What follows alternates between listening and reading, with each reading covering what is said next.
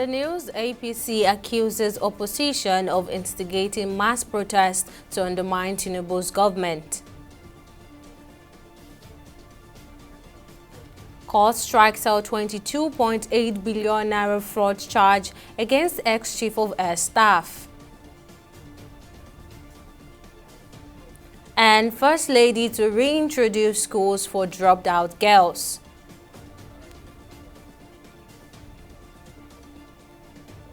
It's a pleasure to have you join us on News Now on TV360 Nigeria. I'm Tamilore Akinkulie. The All Progressive Congress APC has accused opposition parties of instigating mass protests across some major cities in the country to undermine the administration of President Bola Tinubu.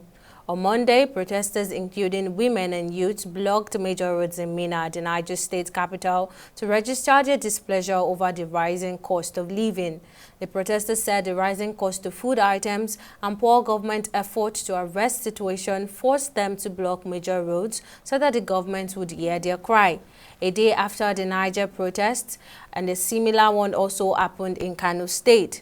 Reacting to the demonstrations, APC National Publicity Secretary Felix Moka said the demonstrations were a manifestation of the devious and unpatriotic pilot. Moka urged citizens to shun what it described as the guile and unpatriotic attempt by opposition elements to destabilize the country for their own base and close-minded political gains. Now, joining me to lend in his thought on this accusation by the All Progressive Congress and the recent protest in political affairs, Jide Ojo. Thank you for joining us.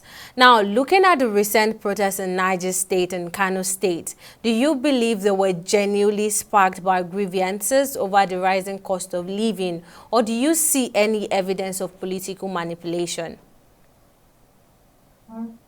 Thank you, Tamilore. For me,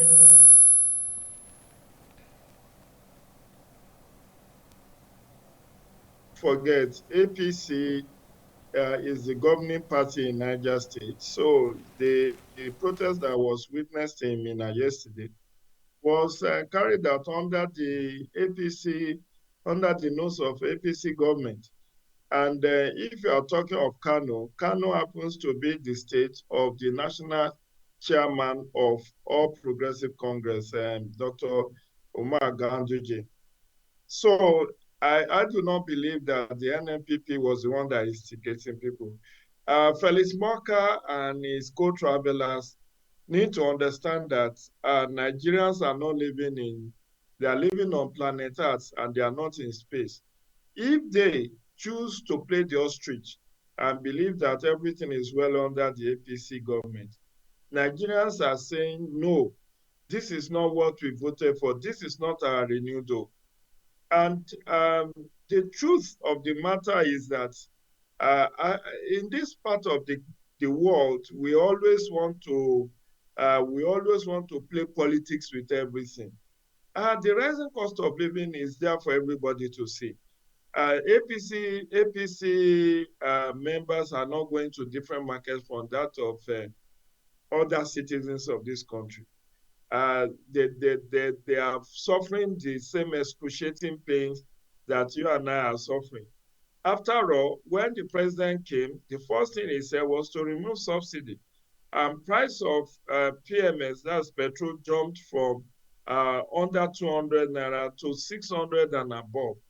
And that in itself set up a chain of ripple effect, which has spiraled the cost of living.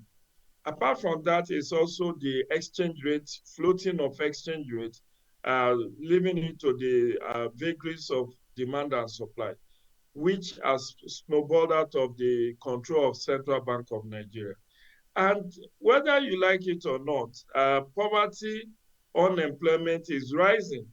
Even by World Bank and IMF projections, things are not okay with Nigeria. So for Felix Moka and his co-travelers to be saying that it's the opposition element that are instigating people to protest against APC administration, I hope they are not setting the stage for another NSAS protest. Because when a government lives in denial and tells everybody off and pass everything off as as the handiwork of opposition. When the reality comes and when when the critical mass of Nigerians take to the streets, Felix Morka may not even be able to stay to watch what will unfold at that time. Okay. So, all right, Mr. Ojo, now, how do you think the government should respond to this protest? Very clearly, Tamilore, if you follow the presidential broadcast from the time he took over on May 29 to his broadcast on June 12, to his broadcast on July 31, to his broadcast on October 30 or October 1, to that of January 1, 2024, you'll find a common trend. The president himself admitted that things are not the way it should be, only that he kept pleading for time and wished that he had alternatives to what is taking Nigeria through. But the patience of the people have been taxed, and it is not an elastic patience. So what the president needs to do is to, at least in the minimum, live up to his commitments that he made in his presidential broadcast of July 31, 2023, where he rolled out the palliatives. Recall that he said he was going to support nano, small, and medium enterprises, including mega enterprises, which he promised that he was going to loan 1 billion naira to 75 entrepreneurs. He has not fulfilled that.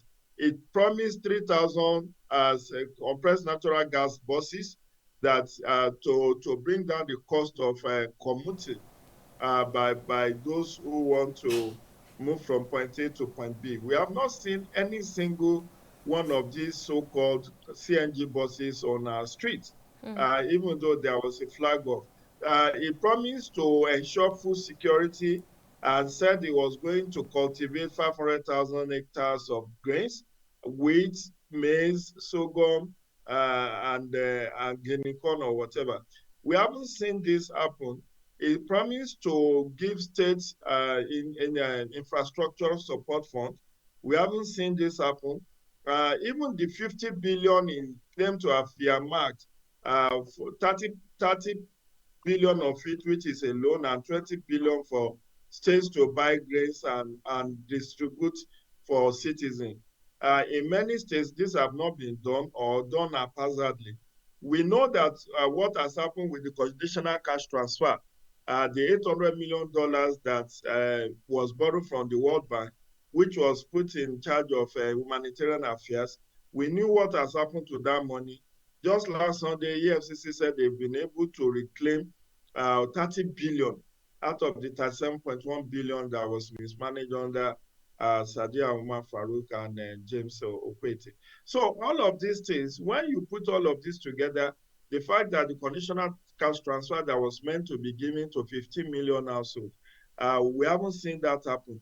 Even the wage award that he promised federal workers, 35,000 naira wage award, the federal government has only paid for 2 months. There is still outstanding 3 months that are yet to be paid. So these are things that needed to be done for us to be, for tempers to calm down and for people to continue to wait on the president for better days ahead. All right. Also, thank you, Jide Ojo, political affairs analyst. I'm sorry to cut you short, but time is not on our side. Thank you for speaking with us. Now, moving on, the First Lady Oluremi Tinubu has promised to reintroduce the alternate high school for girls, a program targeting girls who dropped out of school. Remi announced this at a meeting with wives of state governors at the State House on Monday in Abuja under the aegis of the Renewed Hope Initiative. The school, the First Lady explained, would enable girls who have dropped out of school due to pregnancy, domestic violence, child trafficking, drug addiction, and other reasons to return to classroom and make a living for themselves. In the Senate, I did, passionately for 12 years in the Committee on Education. And I'm glad that we begin to see the fruit. But they in the Federal Ministry called it the Second Chance School. No, that doesn't do it. It should be alternative high school for girls, because I remember clearly that was what I introduced. But whatever it is, the schools are there. I'm happy. You know, we talk about the girl child, the girl child. Being an educationist, I believe that a girl should be given a second chance. Even if we trip, we all want second chance.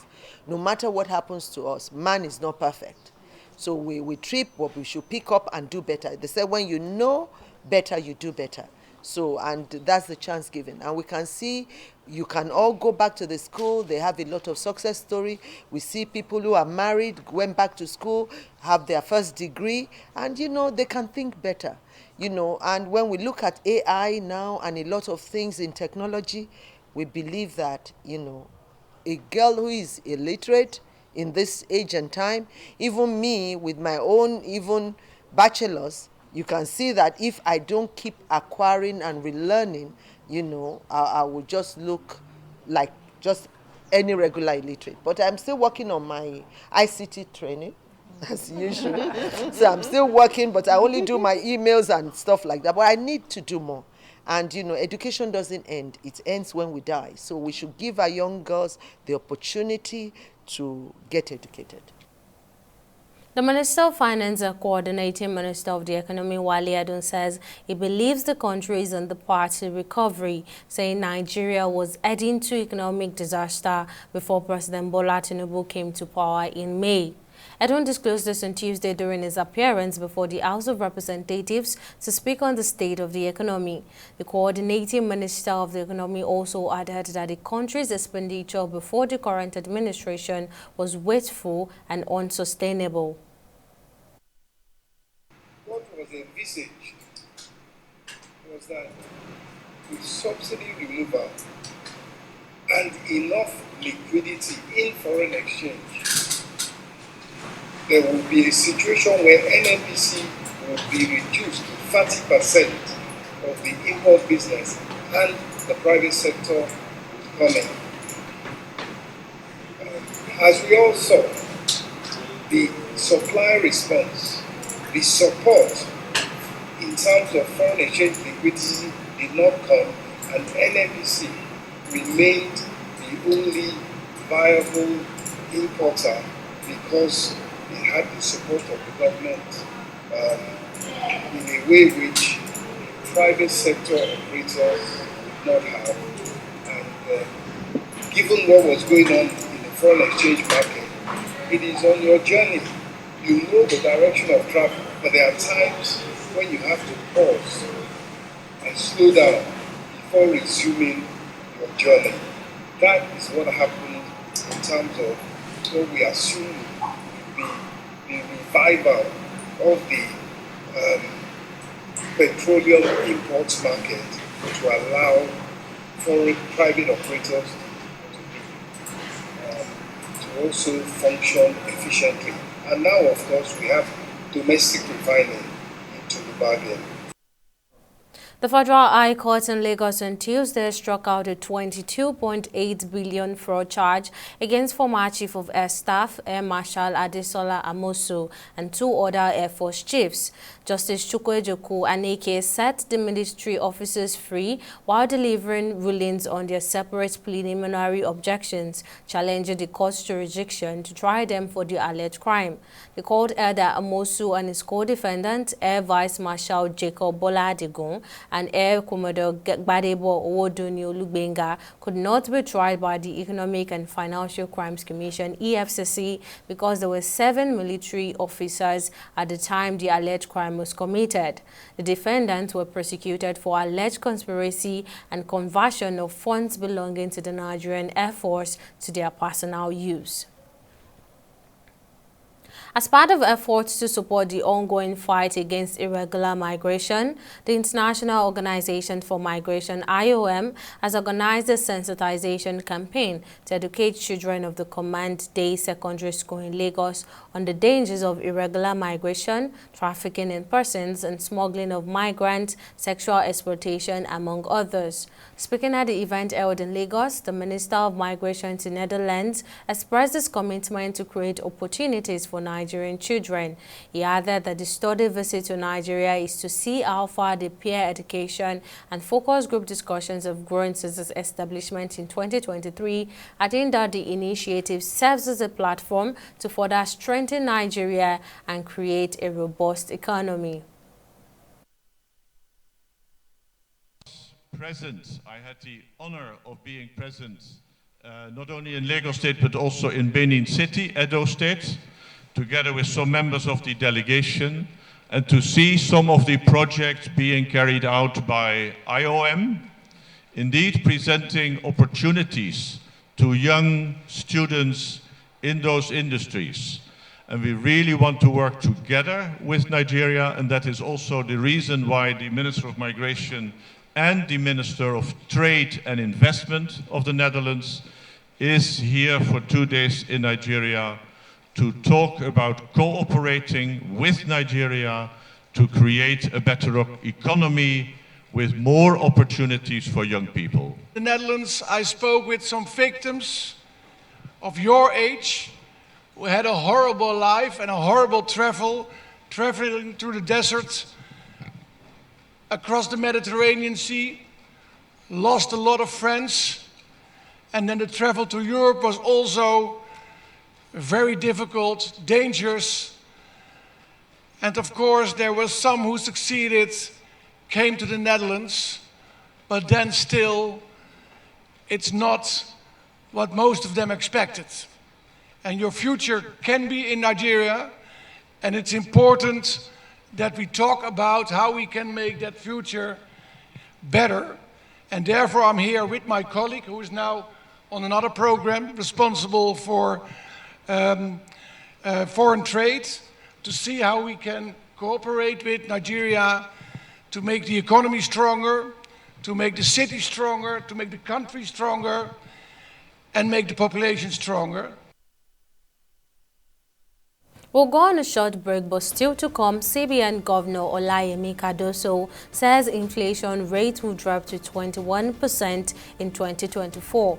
Details of the story after this break.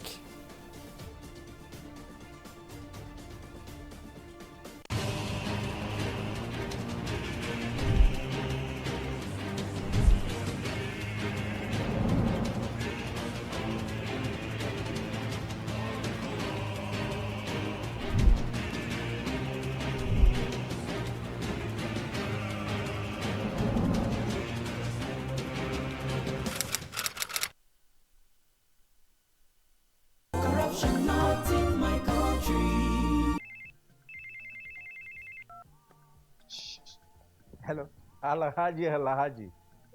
Right now I'm in Abuja. No.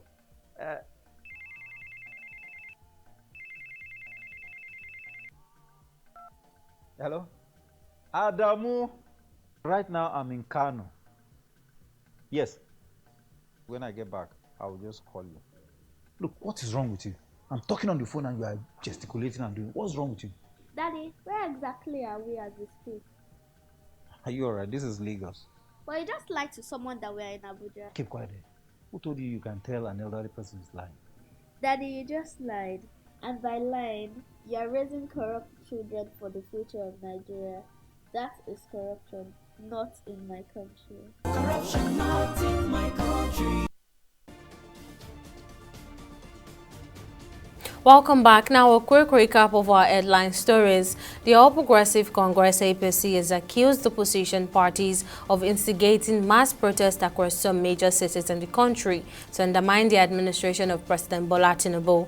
Reacting to the demonstrations in Niger and Kano State, APC National Publicity Secretary Felix Moka said the demonstrations were the manifestation of the devious and unpatriotic plot and urged citizens to shun what he described as the guile and unpatriotic attempt by opposition parties to destabilize the country for their own base and close-minded political gains. We also told you that the Federal High Court in Lagos on Tuesday struck out 22.8 billion naira fraud charge against former Chief of Air Staff Air Marshal Adesola Amusu and 2 other Air Force chiefs. Justice Chukwuejuku Aneke set the military officers free while delivering ruling on their separate preliminary objection challenging the court's jurisdiction to try them for the alleged alleged crimes. The court added that Omosu and his co-defendants could not be tried by the Economic and Financial Crimes Commission (EFCC) because they were serving military officers at the time the alleged crime was committed.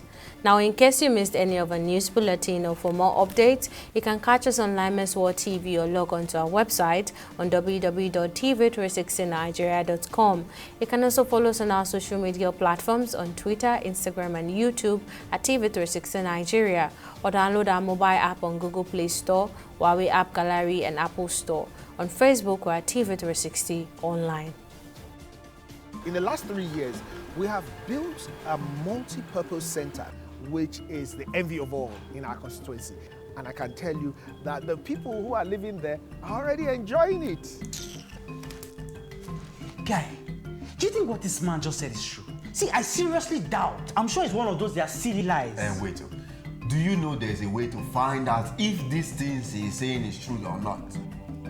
This is the Construct app. It gives people like us a sure way to track implementation of constituency projects. It gives valid and verified information on location of projects, amounts allocated, amount funded, the level of job done, and even the profiles of concerned legislators. You and I can post directly on this app. Are you serious? This is the Go-To app if you want to know how our Commonwealth is being expanded by the government. Wow. Let's even see if what this man said is true. Show me. The Construct app is developed by Other Paper Nigeria with support from USAID and is available on both Google Play Store and Apple Store.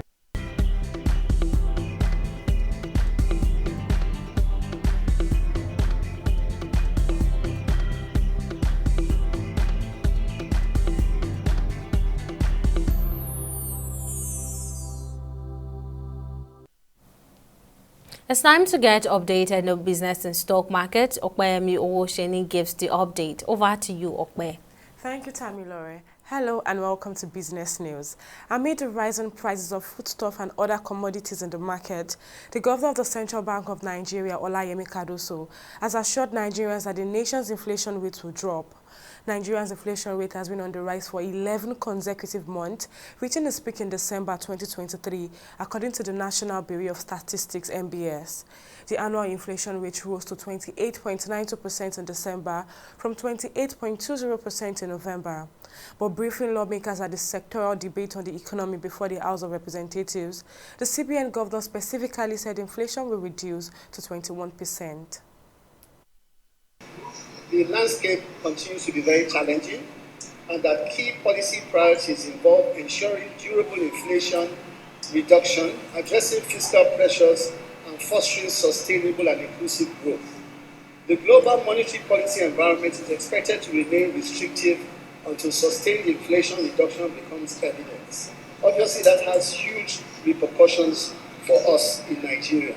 Governments around the world must grapple with rising fiscal pressures, necessitating credible medium-term fiscal frameworks to effectively manage debt burdens. On the domestic outlook, which I know is very important to all of us, we know and remember that the federal government of Nigeria anticipates a 3.76% real GDP in 2024, slightly surpassing the estimated 3.75% in 2023. This optimism is backed by key government reforms and the expectation of improved food prices and production, which are set to drive economic growth. Inflationary pressures are expected to decline in 2024 due to the CBN's inflationary targeting policy, aiming to rein in inflation to 21.4%, aided by improved agricultural productivity and easing global supply chain pressures. We'll go on a short break and be back with stock market reports.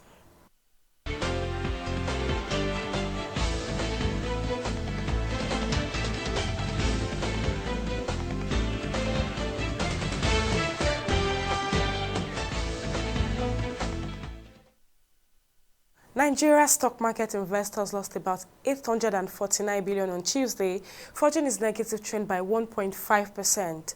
The stock market year-to-date YTD returned lower to 36.56%, no thanks to Boa Cement, which led the league of top laggards. Now, the market breadth also ended on a negative note, as 14 stocks advanced and 64 stocks declined. Boa Cement came out last with an end-of-day depreciation of 10% at 166 naira 50 kobo per share, followed closely by consolidated Allmark Holdings at 1 naira 53 kobo per share. Now, at the end of today's trading session on the Nigerian Stock Exchange (NGX), a total of 494 million volumes of shares were exchanged in 11,761 deals, corresponding to a market value of over 7 billion naira were traded. Now, let's take a look at our select global stock. Well, reverse is the case for our select global stock, as the UK FTSE and US Dow Jones regained from previous day losses and ended in the bullish territory at 0.84% and 0.11%. However, Japan's Nikkei, went south and ended in a bearish trade at 0.53%. Well, that's it on both business and stock market reports. Back to you, Tamilore, for the rest of the news. Thank you, Okwayami. Now, on the global scene, a Kenyan court has charged the leader of a starvation court and dozens of suspected accomplices with murder over the death of nearly 200 people in a forest near the Indian Ocean. On Tuesday, Mackenzie and 29 other suspects pleaded not guilty to 191 counts of murder, while one suspect was found mentally unfit to stand trial. Self-proclaimed Pastor Paul Mackenzie, who had already been charged with terrorism, manslaughter, as well as child torture and cruelty, is alleged to have indicted hundreds of his followers to starve to death and others to meet Jesus. Mackenzie's lawyer said he is cooperating with the investigation into the death, and the 30 defendants are due to be back in court on March 7 for a bond hearing. And finally, in sport, the Nigerian government has expressed concerns over the safety of its nationals living in South Africa. According to the High Commission, the threats are largely influenced by the 2024 African Cup of Nations semi-final match between Nigeria's Super Eagles and South Africa's Bafana Bafana, scheduled to hold on Wednesday, 7 February. The High Commission urged Nigerians in South Africa to be mindful of their utterance, as well as where they choose to watch the match, especially in public places. It also advised that they refrain from engaging in loud, riotous or provocative celebrations so that in case Super Eagles wins the match. Now, joining me to discuss more on the semi-finals clash against Nigeria and South Africa is Kunle Solaja, a sport analyst. Thank you for joining me, Mr. Solaja. Now, briefly, can you tell us what you think both countries should do to ensure safety of both citizens, considering the advisory that came out from the High Commission in South Africa? Well, the advisory is very timely because if you consider the fact that Nigerians have always been at the receiving end anytime there is a public riot in South Africa. We've heard about so much about the Bubonic attack. We've heard so much about looting of shops and attacking of interest of Nigerians. And we also know that any football match, even if it's a friendly match between Nigeria and South Africa, has always been very tension-soaked, owing to the fact that it is, you can count them on your fingers, the number of times that South Africa ever had any upper hand in any football match with Nigeria. And going to this particular one, with Nigeria as the overwhelming favorite, because this will be our 16th attempt at the semi-final, whereas as for the South Africans, this is just their third attempt, or let's say fourth attempt, since the year 2000 when Nigeria beat them. So because of that, there's always any match between Nigeria and South Africa has always evoked passion, and sometimes that passion sometimes spill over into riots. We're so sorry to cut you short, sport analyst Kunle Solaja, but because of time, we could not take more of what you have to say.